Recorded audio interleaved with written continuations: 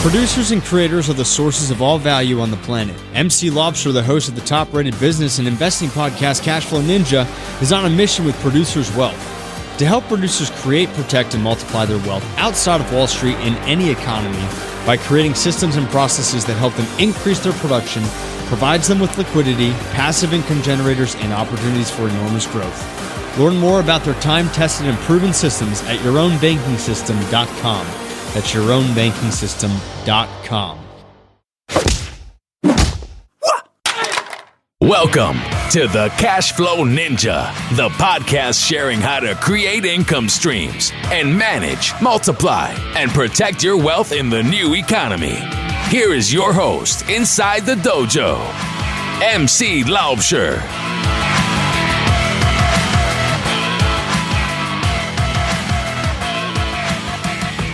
Hello, Cashflow Ninjas. MC Laubscher here, and welcome to another episode of the Cashflow Ninja. I have a great show for you today, and in today's show, we're going to look at how you can start getting involved in real estate through wholesale and wholetailing cash flow.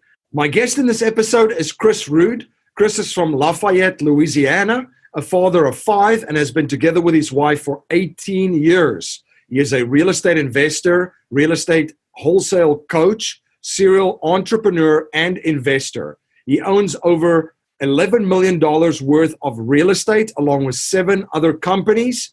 And Chris will show you how to make an extra stream of income using his top methods in the wholesaling industry. A lot of listeners have reached out to me through email and asked, how can I get started in investing with no money? Wholesaling real estate is a phenomenal way to generate income to get you started in the real estate investment industry. Are you an investor looking for passive cash flow but don't have the time to explore your options? Discover real estate. It's the best option for passive income that savvy investors have been turning to for years to generate income and build wealth. But the reality is, real estate investing takes expertise, market knowledge, and time. So what do you do if you don't have the time or market knowledge? Discover how many business investors have found a way to generate cash flow from real estate investing. Their secret? They partner with proven private real estate investment funds. Four Peaks Capital Partners have created a system that allows accredited investors the opportunity to invest in undervalued assets to generate passive income and capital gains. Invest with the cash flow experts and sit back while Four Peaks does all the work. Call Four Peaks Capital Partners at 877-5-INCOME. That's 877-5-INCOME, or go to privateincomeinvesting.com. An offer to buy or sell securities is only made by a private placement memorandum. Prospective investors must read the PPM in its entirety before making an investment decision. Chris, welcome to the show. Thank you, man. I appreciate you having me on. Can you please share a little bit about your background and journey with my listeners?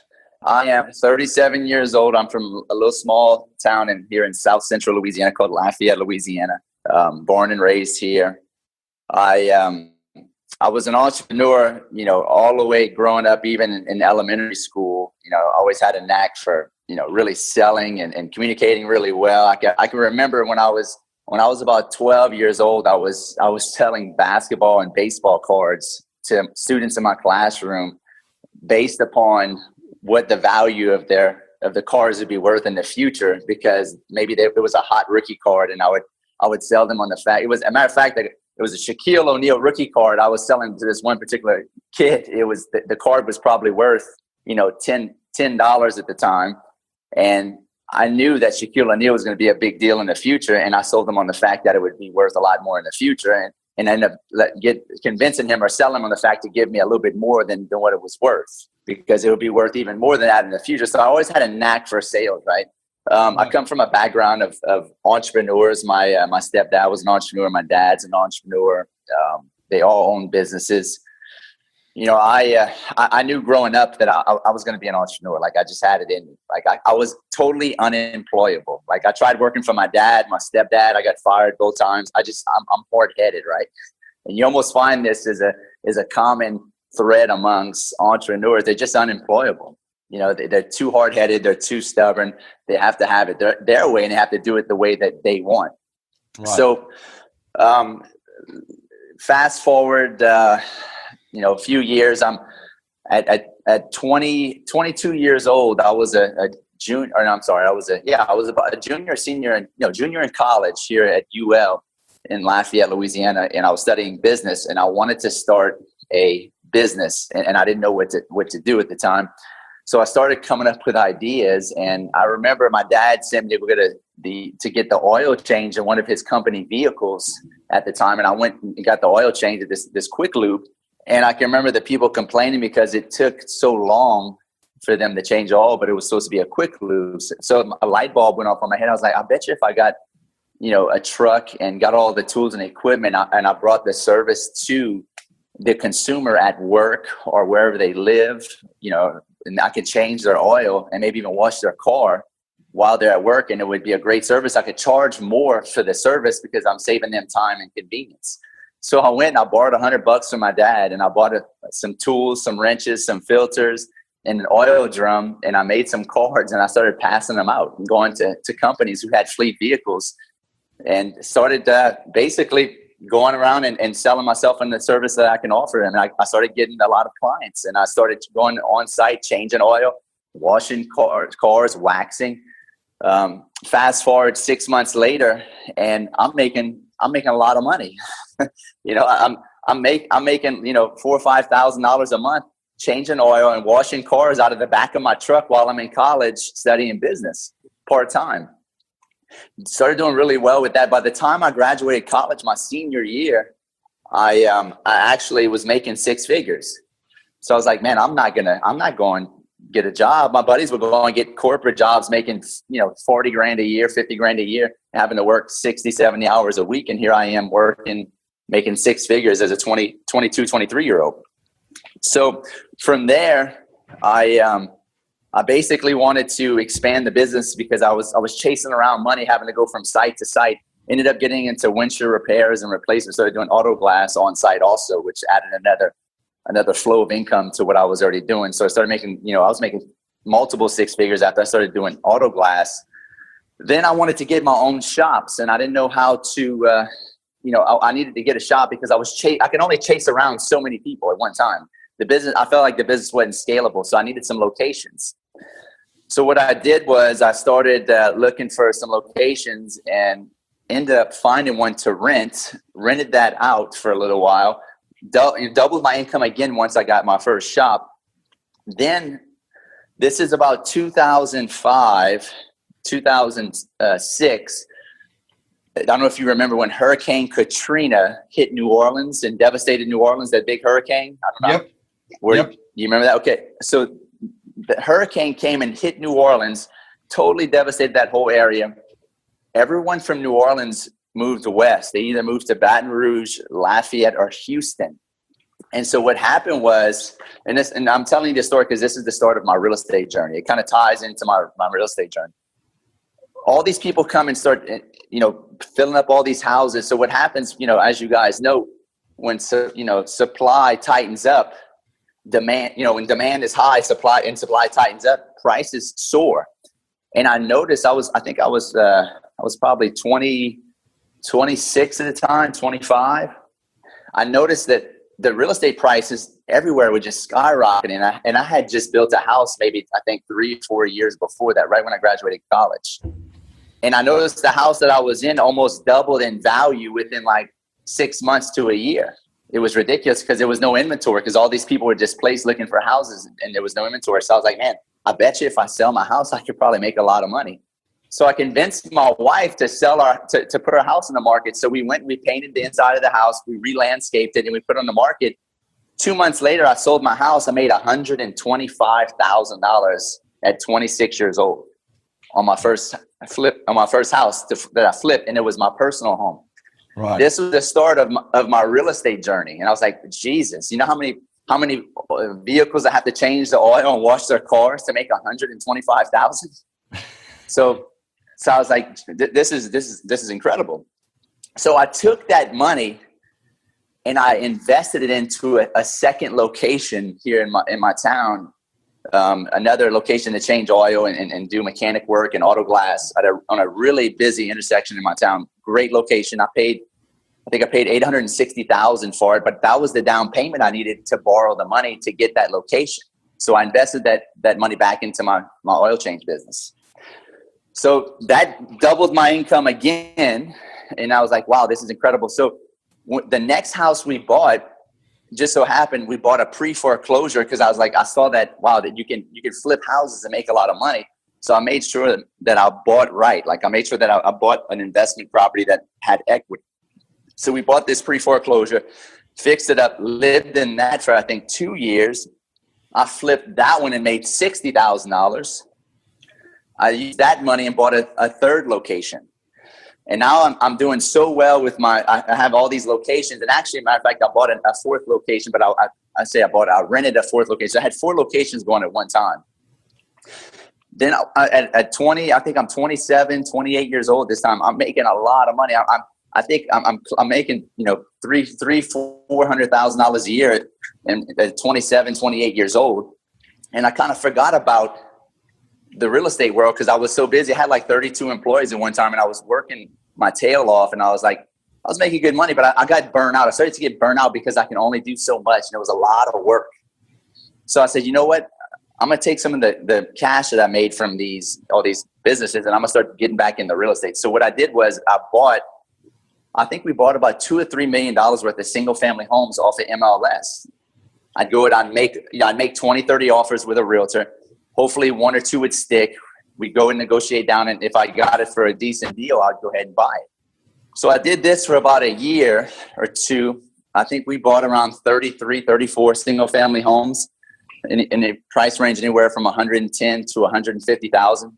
Well, right after I ended up buying all these houses, fast forward another couple of years, 2014 hit where the oil crisis hit. I don't know if you remember when 2014 oil went from $110 a barrel to $28 a barrel. Yep. Which devastated the oil industry, right? The energy sector. We lost thousands of jobs here in Louisiana, across the South, Texas. I mean, the whole industry was disrupted. So when we lost all these jobs, two things happened. My quick lube and car washes and mechanic shops, I think we dropped from 20%. We lost 20% of revenue. The next year we lost 30. Then the next year we lost 40%. So at this time I'm probably losing $10,000 a month with all my shops. Maybe even 15, 20 at some months. It was that bad. On top of that, my rental properties were becoming vacant because all these people that could afford these because I bought a lot of higher end properties. That's one key perspective I want to give you guys, and it all ties together. I know I'm kind of long-winded. I'm telling this long story, but it all ties into real estate and knowing about things. So I buy all these properties and I kind of bought high-end rentals instead of the lower-end rentals. And what happened was all these people couldn't afford this $1,500 to $2,000 a month rent. A lot of them moved out. So I started taking a loss on that. So I'm losing $4,000 to $5,000 on my rental properties. Then I'm losing another $10,000, $15,000 with my shops. I'm losing $20,000 a month. Well, right around the same time, which was my saving grace, which probably kept me from going bankrupt, was I found out, because I'm in real estate at this time, I'm doing both. I'm working my shops and doing real estate. Right around the same time, I'm playing on YouTube, and somebody starts talking about wholesaling real estate on YouTube. I'm like, wholesaling real estate? What the hell is wholesaling real estate? How do you wholesale real estate? So I do a bunch of research on wholesaling real estate, and I'm like, man, this is really cool. You can actually take control of a property and flip it to an investor with no money out of your pocket and make 10, 15, 20. I've even seen people post checks for 50, 60, 70 grand. I was like, this is incredible. I can do this. So I deep dive into YouTube and I learn as much as I can from other people who are giving free content. And I kind of put the pieces together and I started wholesaling on my own. I actually wholesaled a couple of my own properties that were in my portfolio that I had bought. And I made $5,000 here, $7,000 there, $2,500 here, but I couldn't put it all together. So what I did is I hired 3 mentors back to back to back. And I just deep dived everything wholesaling. That following month, after I think my second mentor, I made $47,000 in 1 month wholesaling real estate part-time while still running my shops. And I was like, a light bulb went off on my head. I was like, oh my goodness, I can make $47,000 in 1 month with no employees, just flipping a contract part-time. I don't even make $47,000. I never, even when the economy was great, I couldn't make $47,000 in 1 month with all of my shops, and I had 32 employees. That's when a light bulb went off, and I said, you know what, y'all can have these shops. I told all my managers, don't call me unless something like majorly wrong. So I went all in on wholesaling. And I got so good at wholesaling that my mentors actually hired me to work in their sales department to enroll students from across the country for their education program. And what I did was I was selling for them and I was wholesaling. And at this time I'm scaling. I'm making 50, I'm making 60. I was making $70,000, $80,000 a month wholesaling. And thank God that I did that, because at the same time, my businesses were suffering because of the oil and gas prices. And the only reason I was able to stay afloat is because I was making so much money wholesaling real estate and flipping contracts. Because that $20,000, $10,000, $15,000, $20,000 loss I was taking every month didn't really matter when you're making $50,000, $40,000, $60,000, $70,000 a month. I could absorb it. So at this time, I'm enrolling all these students. I'm learning what works, what doesn't work. And I'm starting to figure out, I'm watching all these students come in and out. I'm watching the ones that are successful, the ones that aren't successful. And I was trying to figure out what makes me so good at this and what makes, a few students that enroll really good at this. And I took careful note of that. And I noticed the people that were the best at wholesaling had the best people skills. They were the best at sales. They really knew how to talk to people. And that's, that kind of ties into my whole brand of skills get the deals, right? Because it ain't about marketing. Marketing's mechanics. Marketing just gets the lead in front of you. But what you do with that lead determines if you're going to get the deal or not. You got to know how to, negotiate and build rapport and all these different skill sets that I'm always talking about. So fast forward another year, I worked in these sales departments for over a year, and I was like, you know what, I'm gonna go on my own. I'm gonna do this on my own. So I started my own coaching company and got hooked up with Grant Cardone, and here we sit, man. And I'm wholesaling real estate. I'm buying a lot of buying holes now because I've learned so much, because I almost lost my tail back in 2014 on what to buy and what not to buy.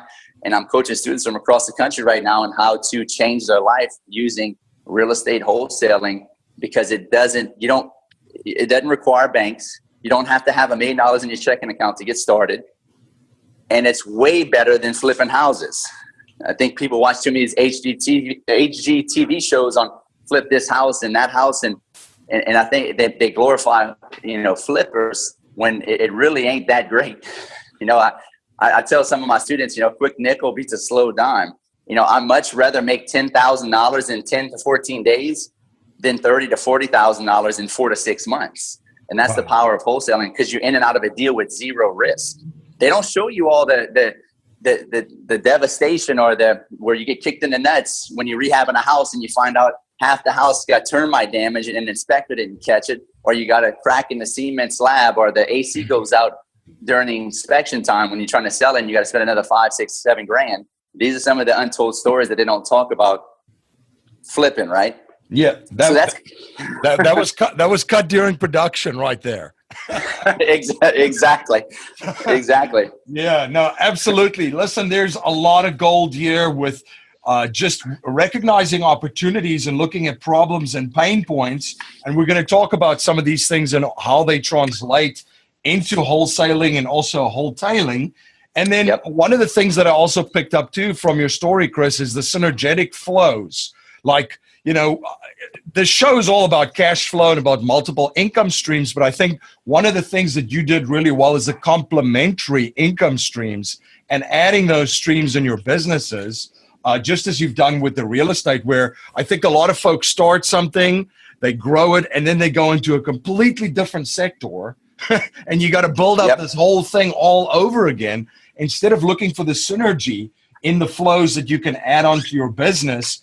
And I love how you touched on you got a mentor, you got a mentor and a coach, because that compresses time right there.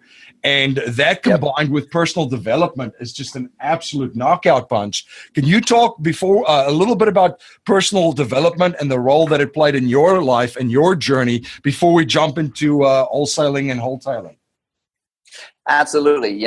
From a young age, I've always been a seeker of knowledge. Like I was always a strange bird. Like I was kind of a weird cat growing up. Like I was always just wanting to know about things, right?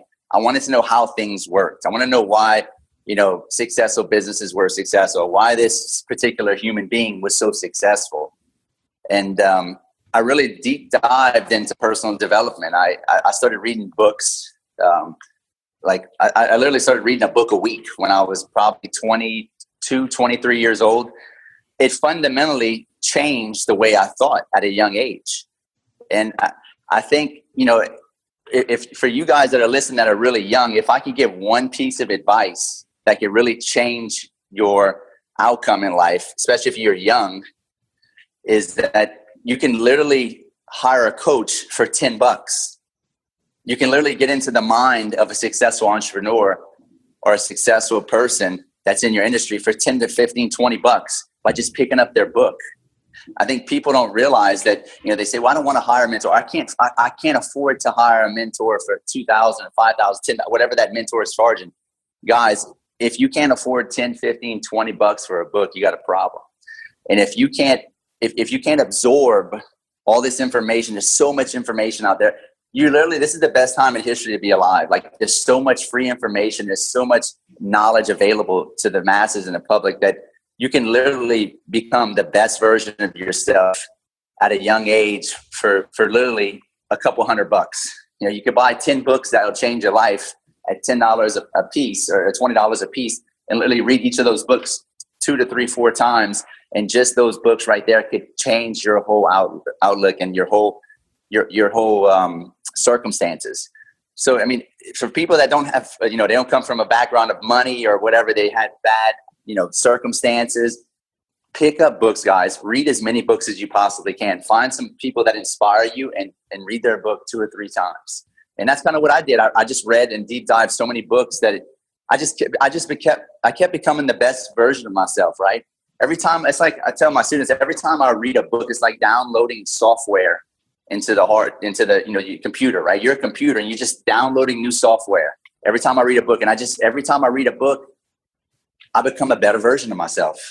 I'm able to take all the golden nuggets that person experienced from a lifetime of having mistakes happen to them, learning different skill sets, and I'm able to implant that into my mind from one single book. And that's kind of what I did. I just really deep dived and followed people that I admired and just deep dive into what they knew. And I collapsed time, right? That's all you're doing. You're taking information and you're downloading it into your mind. And then you're basically it's going to take you from where you are now and put you where you want to be fast. That's all you're doing when you're reading a book or you're hiring a mentor. So I can't tell you guys nothing that anybody does like that's on a grand scale on this planet is done alone. We're not all that gifted. Like most people think that all these people that are billionaires and trillionaires or not trillionaires, billionaires and multi-hectomillionaires, they're just naturally gifted. Maybe they are a little bit, but they all had help. And if you look and really research, these people were avid learners. And all they did was they just duplicated a lot of the same tactics and principles of people that they admired from the past. That's all. It really ain't rocket science. You're listening to Chris Rood on the Cashflow Ninja podcast. We'll be right back after a word from our sponsors. Life settlement investments have allowed financial and banking institutions to not only buy their equity contractually, but also diversify their capital from any economic, market, and geopolitical risk. It's been part of the billion-dollar blueprint followed by institutional investors. And if you're an accredited investor, you can also now participate in this vehicle with enormous growth potential. You can watch an informational webinar presented by one of the premier organizations providing life settlement investments, Penumbra Solutions, at cashflowninja.com/life settlements. My friend Dave Zook from The Real Asset Investor says you can be conventional or you can be wealthy. Pick one. The Real Asset Investor team creates value for investors looking for high yield returns from multifamily apartments, ATM machines, and self-storage investments. Their syndications offer attractive investment opportunities that produce strong cash flow, equity growth, huge tax incentives. They are truly passive and managed by a world-class team. To learn more about the exciting investment opportunities the real asset investor offers, such as their multifamily, ATM, and self-storage syndications, please visit cashflowninja.com/real asset investor. You're listening to Chris Rood on the Cashflow Ninja podcast, and I'm back to our interview. Looking at all the mistakes that previous folks have made, and that's the role that mentors play. They can guide you and say, you know, this is what I did, this didn't work, this is what actually worked. And all of this information, as you mentioned, Chris, is on the World Wide Web, the internet. I mean, there's one thing that when I came to the United States, it just amazed me, and was the upward mobility, right? And that was kind of before the internet kind of exploded globally. But the U.S. always had so much upward mobility for anyone that wants to come here and have an opportunity. Now, because of the internet, it's global. And if you're in the wrong environment, you can move. You know, you could get into the right environment. Yeah, I mean, there's just so much opportunities. Let's jump into the real estate for a second. So this is a fantastic way to get started in real estate, because I do get a lot of emails from listeners asking, you know, I don't have any money. Where do I start? How do I get into real estate? So let's talk a little bit about wholesaling. It's, you know, controlling a contract, but can you elaborate a little bit just of how the process works and what it all involves? Absolutely. So all wholesaling is basically, it's a marketing business. You're marketing to motivated sellers using different marketing pieces via direct mail, billboards, media, radio. It could be a number of different things, social media, bandit signs. So you're marketing to motivated sellers. You know, the leads come in, you qualify the leads for motivation and equity to see if they're willing to sell at a discount. You get their houses under contract using an assignable contract with an assignment clause. And then we market that contract to a cash buyer or an investor for a fee, right? Via, you know, it could be 5, 10, 15, 20, whatever it may be, $40,000. And that's literally the 50,000 foot view. The beautiful thing about wholesaling is that you don't ever actually own the property. You just control it, which really is a beautiful thing, because it puts you in first position. If I'd have known about wholesaling when I first got into real estate, geez, I'd probably be worth 10 times more than I'm worth now, because I didn't know how to buy right. What does wholesaling teach you? It teaches you how to buy right. What's the only thing you can control in the transaction? The front end, the buy. And when you have a professional wholesaling business piece set up inside of your real estate business, you control the front end and you buy the most heavily discounted off your properties from motivated sellers out there. So it puts you in first position, capturing the most equity. Now, if you don't have the means or way to actually close on that property and keep it as a rental, or keep it as a flip, or wholetail it, then you can flip the contract to an investor for a fee and start building capital by flipping contracts. And literally, the only expense you're going to have out is your time and a little bit of money for marketing to generate qualified leads.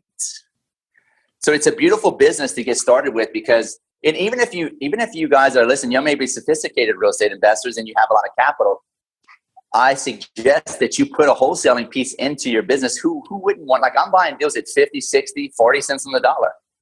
You know, you can't find those kind of deals on MLS. The market's too hot right now.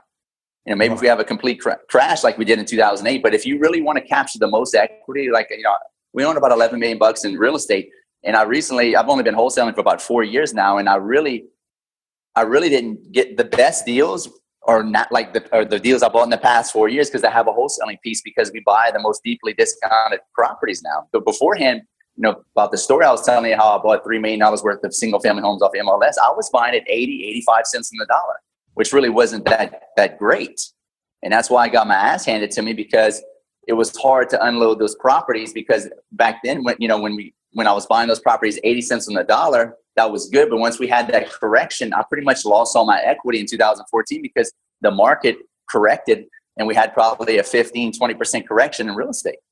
So I lost all my equity. But if I had a wholesaling piece back then and I was buying at 50 and 60 cents on the dollar, and we have a 10, 15, 20% correction, who cares? I'm still into the property.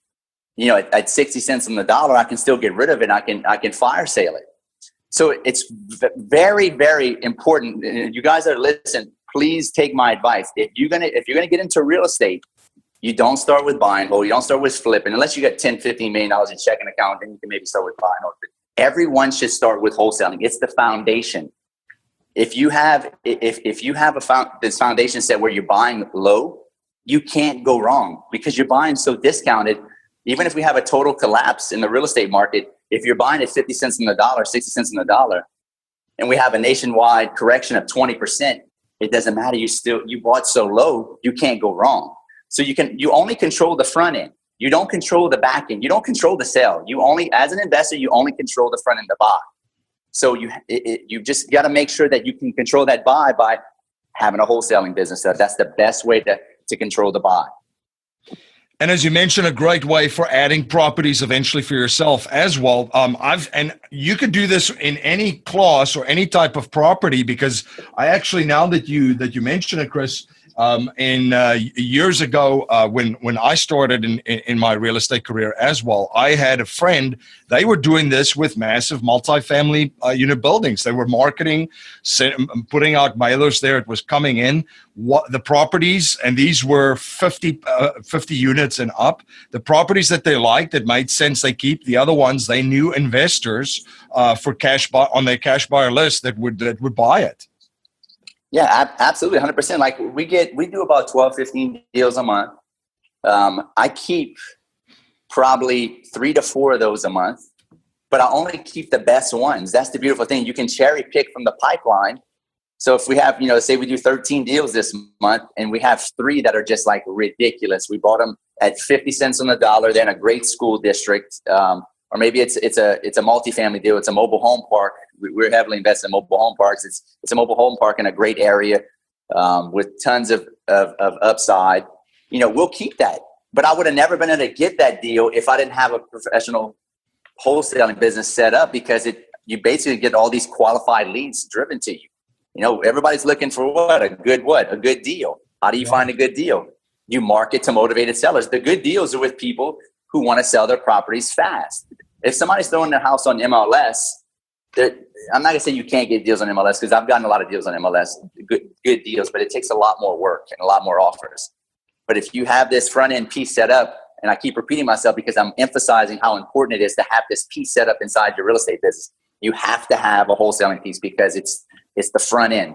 It leads your business into massive, massive equity gains when you have this piece set up, because you're basically buying so discounted that you can't go wrong. And you just keep the best deals in your portfolio and you wholesale the rest off to cash buyers. Motivated sellers includes folks that will be able to trade equity for time, right? Because they want to turn it around and sell it pretty quickly. And what are some of the categories that those sellers fall into? And then how, from a marketing perspective, is this done through mailers? Is it done through digital ads? What are some of the strategies?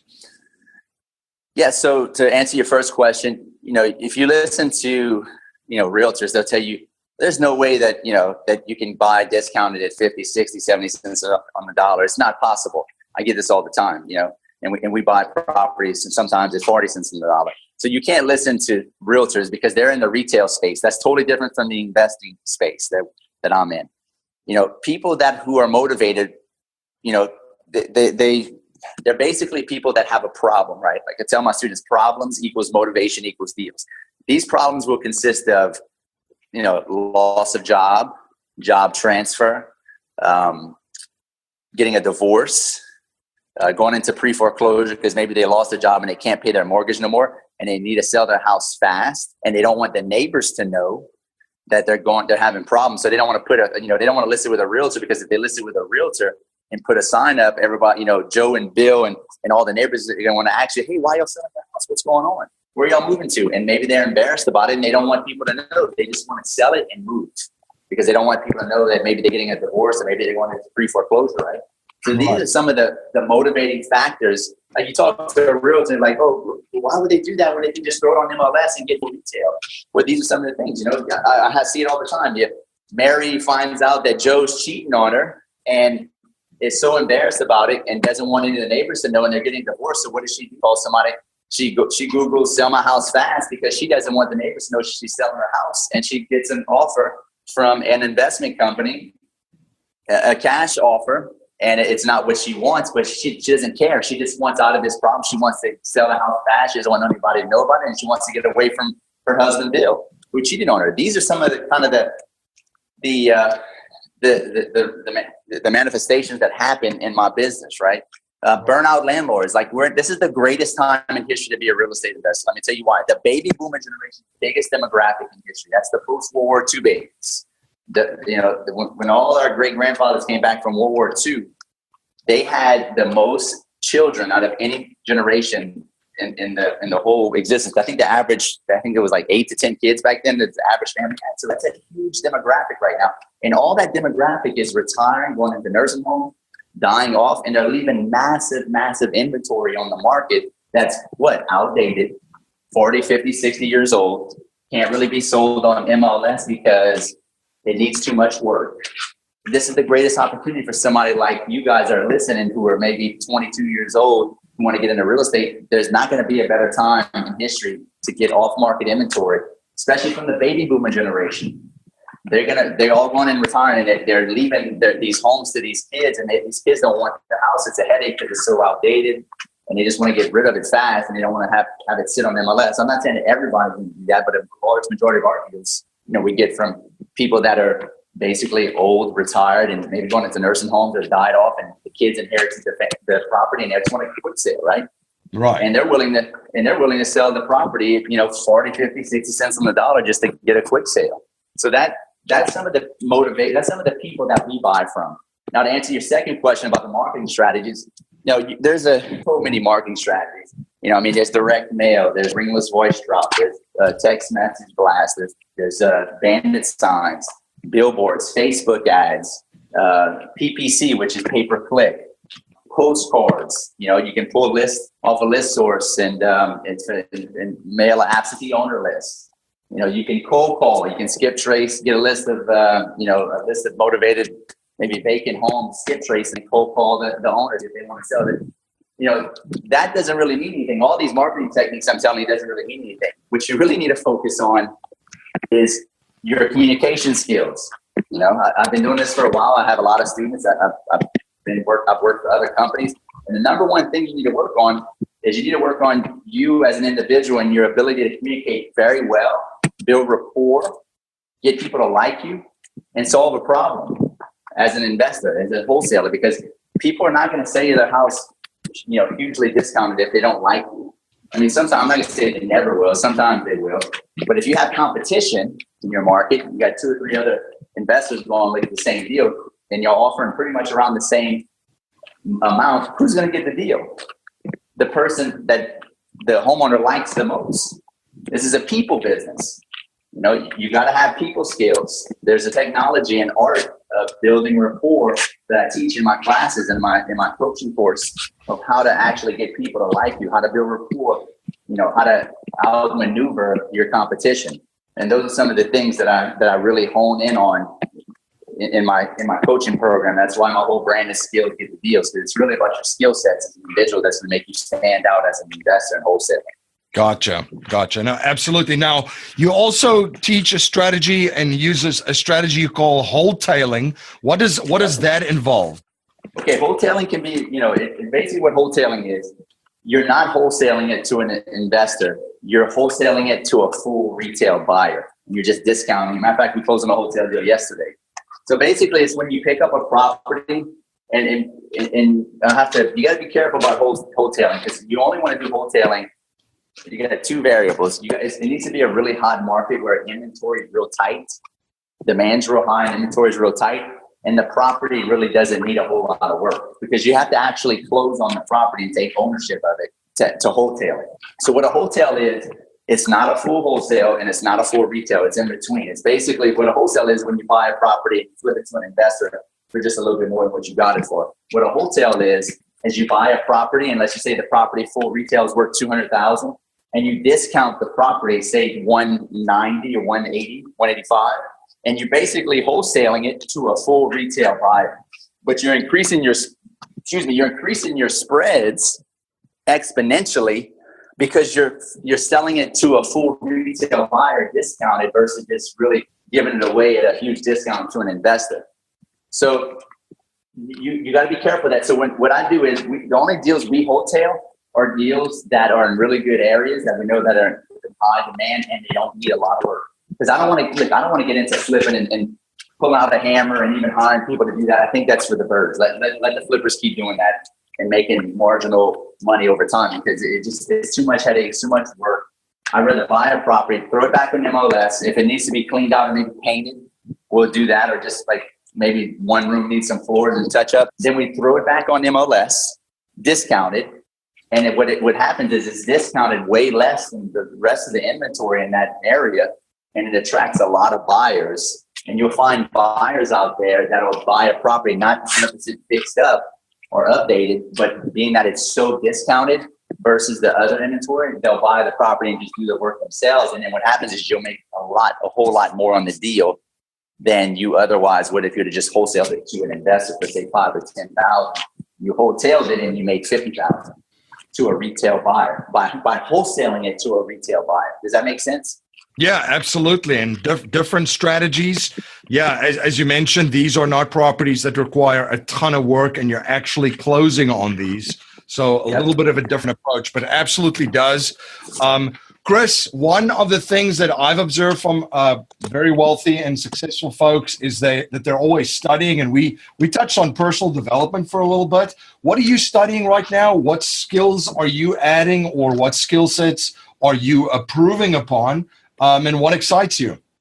The book I was reading actually before we got on this call was the One Thing by Gary Keller. I don't know if you've heard it.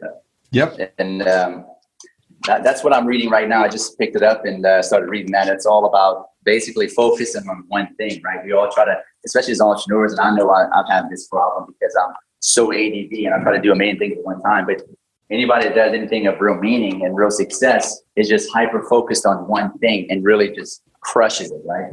You know, what's that old Russian proverb? He who chases 2 rabbits catches none. Right. Kind of the whole premise of the book is to focus on one thing that makes you the most money and delegate everything else. I'm also reading The 7 Habits of Highly Effective People. Look, guys, here's the thing. I'm huge on personal development because I want to become the best version of myself. I don't want to wake up 40 years from now and I'm on my deathbed. I'm 95, 100, whatever. Hopefully live to at least 95.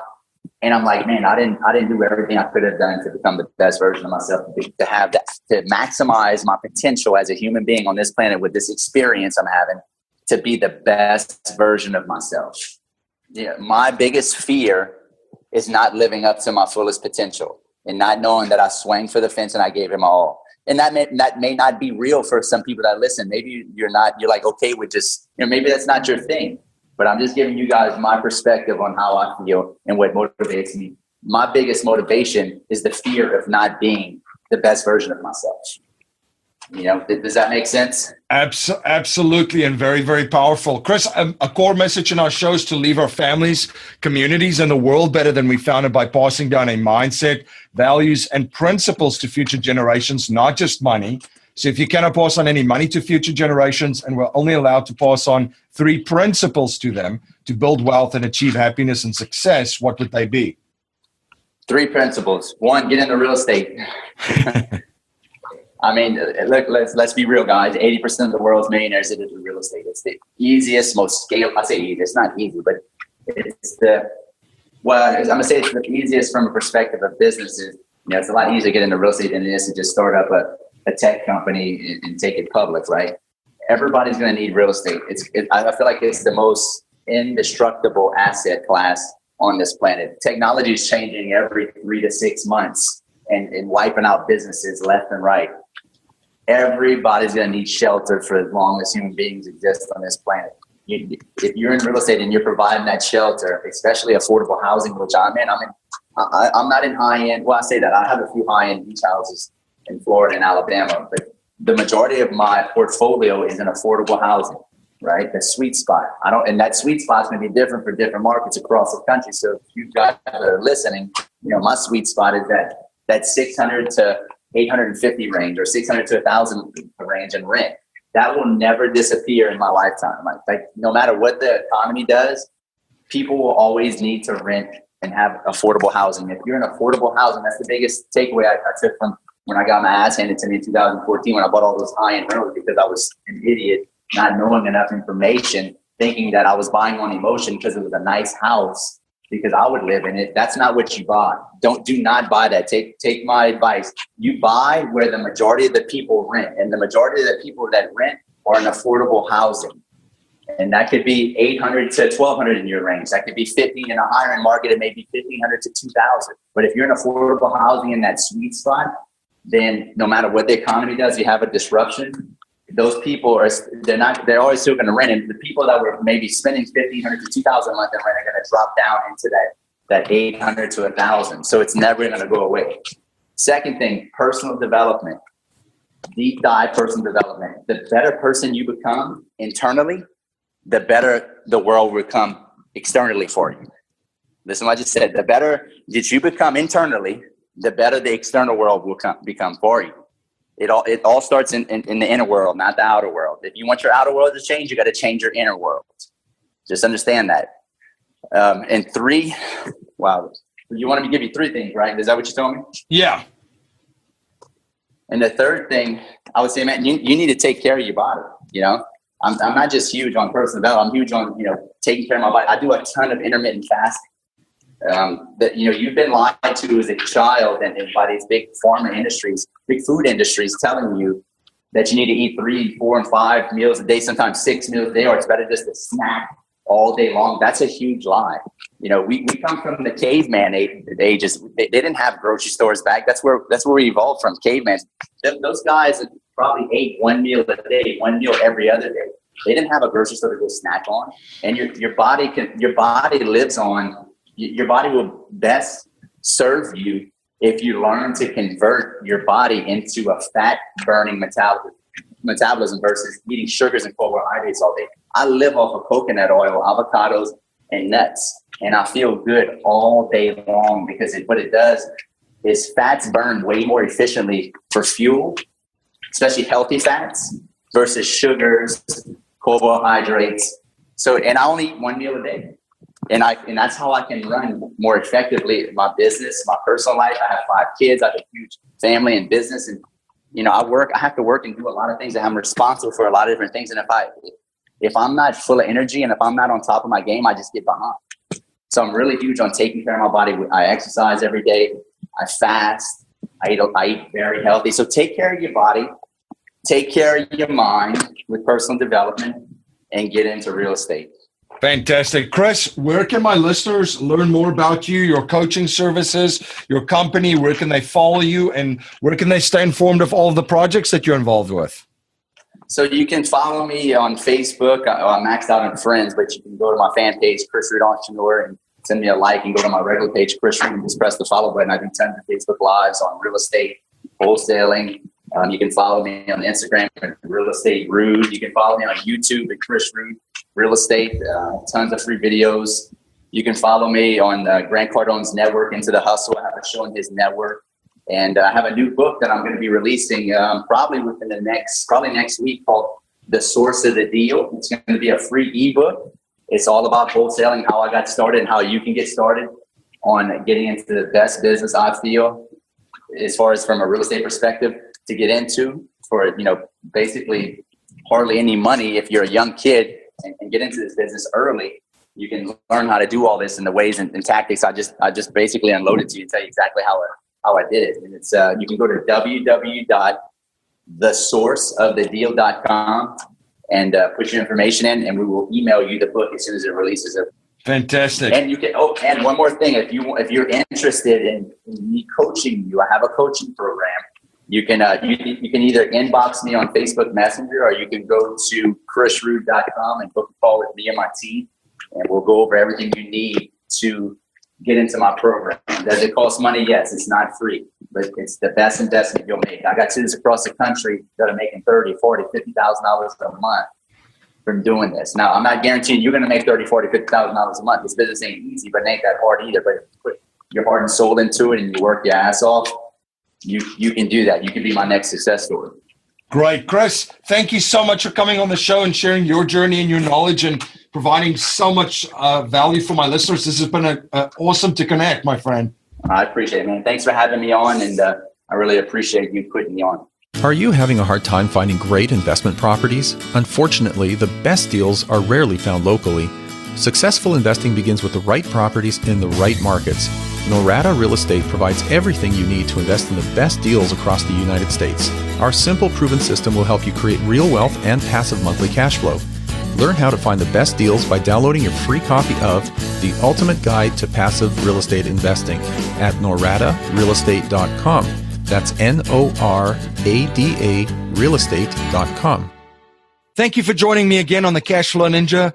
Thank you for all your support. You rock. If you like what you hear and appreciate what we're trying to build here at the Cashflow Ninja, please subscribe, rate, and review our show on iTunes and share our show with family, friends, and your network. If you're not a subscriber to our newsletter, you can sign up for our newsletter at cashflowninja.com or text Cashflow Ninja to 44222. I'm also posting daily videos on Facebook and YouTube and will live stream weekly starting May 2018. To make sure you don't miss any of the live streams, please like and subscribe to my Facebook and YouTube platforms. I'm also dropping content on Instagram daily. Be sure to follow us on Instagram to get in on the action. I want to thank you for spending your most precious resource with me today, your time. That's our show for today. Until next time, live a life of passion and purpose on your terms.